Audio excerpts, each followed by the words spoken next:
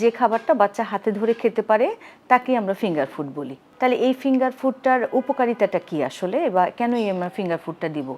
এই ফিঙ্গার ফুডটা দিলে হবে কি, বাচ্চার খাওয়ার রুচি বাড়ে এবং খাওয়ার যে একটা খাওয়ার প্রতি তার একটা আগ্রহ তৈরি হয় এবং খাবার একটা অভ্যাস, যেটা আমরা যে হাতে ধরে খাওয়ার একটা অভ্যাস, এই অভ্যাসটা কিন্তু ধীরে ধীরে বাচ্চা তৈরি হবে। তাহলে এই ফিঙ্গার ফুডটা আমরা আসলে কতদিন বয়স থেকে বাচ্চাকে দিতে পারবো? যখন বাচ্চা ভালোভাবে বসতে পারবে এবং দেখা যাচ্ছে যে সে কিছু হাতে দিলে সে হাঁ করে। একটা বয়সে কিন্তু 7-8 মাস বয়স থেকেই কিন্তু বাচ্চা দেখা যায় কিছু দিলে হাত মুখে দিলে কিন্তু হাতে দিলে কিন্তু খেলনা বা যে কোনো কিছু হাঁ করে মুখে দেওয়ার চেষ্টা করে। এই সময়টাতেই কিন্তু ফিঙ্গার ফুড দেওয়ার একদম উপযুক্ত টাইম, বা এই সময়টাতেই এই অভ্যাসটা গড়ে তোলার খুবই উপযুক্ত সময়। তা যখন ভালোভাবে বসতে পারবে এবং হাতে ধরে কিছু দিলে সে মুখে দিতে চাইবে, সেই সময় কিন্তু আমরা ফিঙ্গার ফুডটা ইন্ট্রোডিউস করতে পারি। তাহলে ফিঙ্গার ফুড হিসেবে আমরা কি দিতে পারবো?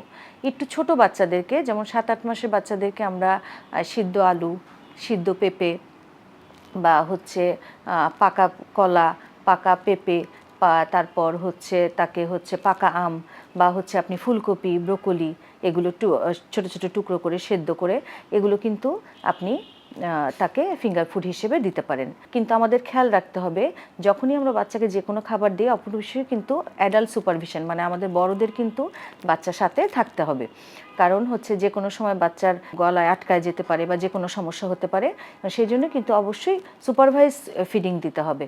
এবং একটু বড় বাচ্চাদেরকে যখন আমরা ফিঙ্গার ফুড হিসেবে একটা ডিমের টুকরা, মানে সিদ্ধ করে সেইটা টুকরা করে, বা একটা মাংসের টুকরা, বা আপনি একটা অন্য যে কোনো খাবারের একটা বা মাছের একটা টুকরা, এগুলো কিন্তু আপনি বাচ্চাকে একটা ফিঙ্গার ফুড হিসেবে দিতে পারেন। বা ইভেন আপনি নরম ভাতও কিন্তু ছোট ছোট বল করে আপনি বাচ্চাকে এই ফিঙ্গার ফুড হিসেবে দিতে পারেন একটু বড় বাচ্চাদেরকে। তাহলে এই ফিঙ্গার ফুডটা যদি আমরা আস্তে আস্তে অভ্যস্ত করি, তাহলে কিন্তু দেখা যাবে বাচ্চার খাওয়ার প্রতি, যেটা বললাম, যে আগ্রহ তৈরি হবে।